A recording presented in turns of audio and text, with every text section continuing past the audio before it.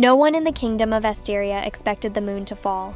But on a quiet night, when the sky was clear and peaceful, a deafening crack split the heavens.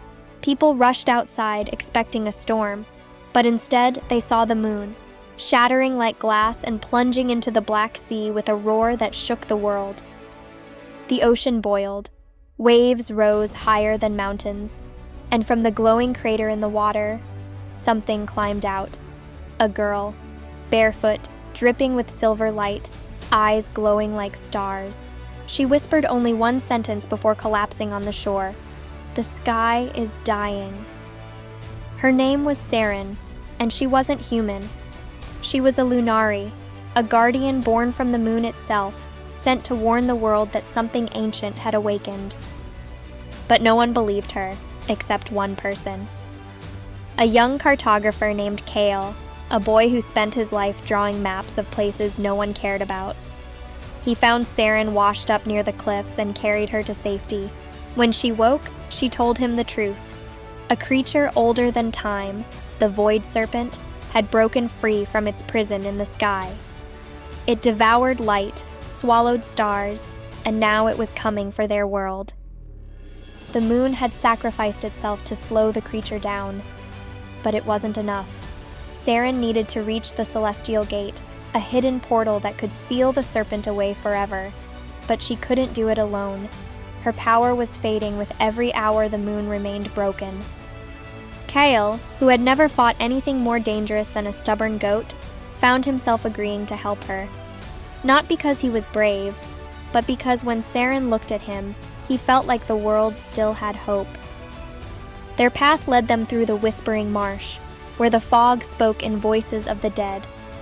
Serin warned Kael not to listen, but he did. He heard his mother's voice, calling him home, begging him to turn back. He almost did, until Serin grabbed his hand and pulled him through the fog. "Not all voices deserve to be heard," she whispered. Next, they reached the ruins of Emberfall, a once great city burned to the ground. Blackened towers leaned like broken bones. Ash fell like snow. In the center of the ruins, they found a man made of fire, a pyronite, the last of his kind. His name was Rhyx, and he guarded a shard of the fallen moon. He attacked them at first, believing they had come to steal it. But when Serin touched the shard, it glowed, recognizing her as its kin. Rhyx bowed his head. "The moon trusted you," he said. "So will I." He joined their journey. As they traveled, Kael began to notice something strange. Serin's light dimmed each day. Her steps grew slower, her voice weaker. Finally, during a violent storm, Kael confronted her. "You're dying," he said. Serin didn't deny it. "When the moon fell, I lost the source of my life. Once my light fades completely, I will return to dust." Kael felt something break inside him. He didn't know when it happened, but somewhere along the journey, he had begun to care for her more than he ever expected. He promised he would get her to the Celestial Gate no matter what.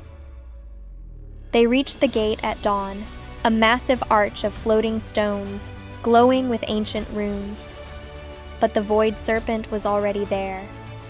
A colossal shadow twisting through the sky, its body made of darkness and broken stars. Its roar shattered the clouds. Rhyx fought bravely, unleashing waves of fire that lit up the sky like a second sunrise. Kael protected Serin, shielding her with nothing but his own body as the serpent struck again and again. Serin, trembling, placed her hands on the gate. "I need more light," she whispered. "I don't have enough to seal it." Kael didn't hesitate. He took the moon shard and pressed it into her chest. The light exploded. Serin rose into the air, glowing brighter than the fallen moon itself. She opened the Celestial Gate, and the serpent was pulled inside, screaming as the portal sealed shut. The world was saved. But Serin was gone. Or so Kael thought. Weeks later, as Kael stood alone on the cliffs, a soft glow appeared beside him. A small new moon was rising in the sky, silver, gentle, alive. And from its light, a familiar figure stepped forward. Serin, reborn. She smiled at Kael, her eyes glowing softly. "The moon lives again," she said. "And so do I." Kael didn't speak. He simply took her hand. And together, they watched the new moon rise over a world that finally felt safe again.